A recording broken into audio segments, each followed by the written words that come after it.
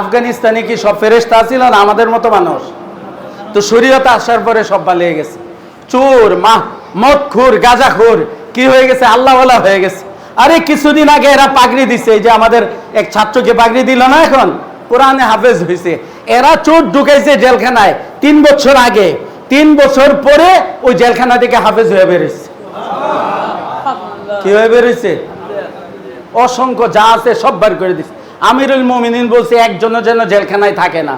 তো চুর হলে থাকবে না, সুদ যাইতে হবে। 3 বছরের সুদ যায় নাই, তুমি মঞ্চে কি করছো হিসাব দাও, হিসাব দাও না।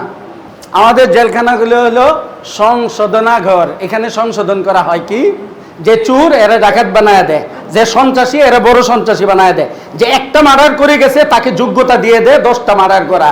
যারা গাঁজা খাইতো এরা হিরোইন খা, যারা ওখানে 100 কোটি টাকা চুরি করে গেছে তারা 500 কোটি টাকা চুরি করার অভ্যস্ত হয়ে আসে।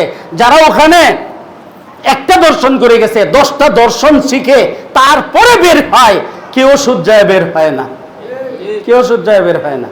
হ্যাঁ, উল্টা একটা হয়, সূর্যায় বের হয়। সেটা কি, আলেম ওলামা যাদেরকে নিয়েছে 60 খতমের উপরে মামুনুল হক সাহেব জেলখানায় নামাজে পড়ছে। কয় খতমের উপরে? এটা আমার জানা মতে, এর চেয়ে বেশি তো আরো পড়ছে, বুঝছেন? হাজার হাজার এমনও আছে আলেম ওলামা জেলখানায় গেছে, হাফেজ ছিল না, হাফেজ হয়ে গেছে। আমাদের হারান এজাজ সাহেব আমানের 50,000 টাকা করে ঘোষণা করছেন যারা জেলখানায় হাফেজ হয়েছে। আমার সামনে উনি এই সাইনবোর্ডে একজনকে 50,000 টাকা দিলেন যে হাফেজ হয়েছে জেলখানা থেকে এক ছাত্র, কলেজের ছাত্র, ভার্সিটির ছাত্র। এটা হয় যারা ভালো যা আরো ভালো হয়ে আসে, যারা চোর যায় বড় চোর হয়ে আসে, ডাকাত যা বড় ডাকাত হয়ে আসে। কারণ এর আশেপাশে একেবারে উপর থেকে নিয়ে একেবারে নিচে দারোয়ান পর্যন্ত সব চোর জেলখানায়।